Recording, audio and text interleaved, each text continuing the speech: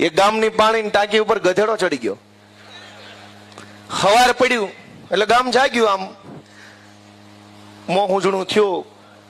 તે ગામના 2-5 જુવાની રીલ બનાવવા બહાર આવ્યા. એને ખબર પડી ગામની ટાંકી ઉપર કોક લાગે છે માણા. સહેજ વધારે અજવાળું થયું ત્યાં ખબર પડી માણા નહીં, ગધેડો છે.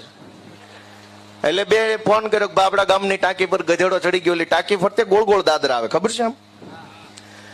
એટલે ગામ ભેગું થઈ ગયું, આખું સરપંચ આવ્યા, ઉપસરપંચ ને માજી સરપંચ ને સરપંચ ની સામે લડેલા હતા એ હારેલા ઉમેદવાર બધા ભેગા થયા કે ટાંકી પર ગધેડો ચડી ગયો. જો તમે હેઠેથી આમ ટાંકી ઉપર જવા જાઓ અને ગધેડો ભડકે હારો હેઠે પડે તો એ કઈ સારી બાબત નહીં, મરી જાય ને ખરાબ દેખાય. ગામ મુંજાણું કાને હેઠે કેમ ઉતારો ને કહેવાય જ નહીં કે હેઠો આવી, એમ તો કહેવાય નહીં, કઈ આમ આવે નહીં, ભાજપ વાળા જેવું હોય નહીં.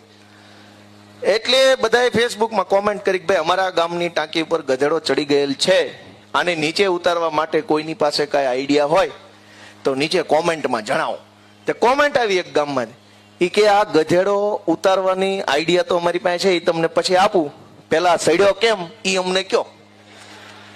ગોળ ગોળ પગથિયા વાળામાં ન્યાઠે જ સડ્યો એમ ગાંધીનગરની ટાંકી પર કેટલાય ચડી ગયા છે અને આપણા મતથી ચડી ગયા છે. આપણને એમ થાય આ ન્યા ક્યાંથી પહોંચી ગયો. હમણાં અહીંયા ગામમાં કોઈ બીડી પાતું નહીં, ઠૂંઠા વીણી પીતો હતો, ગાંધીનગર ધારાસભ્ય ક્વાર્ટર મળી ગયું. લે કેટલા એવા ગાંધીનગર પહોંચી ગયા છે ને આપણા હાથે જ પહોંચ્યા છે. જરાક ભાઈ સાહેબ બાપા આંખ ઉગાડો, આત્માને જગાડો. સહેજ પોતાના બાળકો વિશે, પોતાની માં જેવી જમીન વિશે, પોતાના ગામ વિશે, આપણા કાઠિયાવાડ વિશે થોડુંક તો વિચારો. આ કેવા કેવા ગધેડા ગાંધીનગરની ટાંકી ઉપર ચડીને બેઠા છે.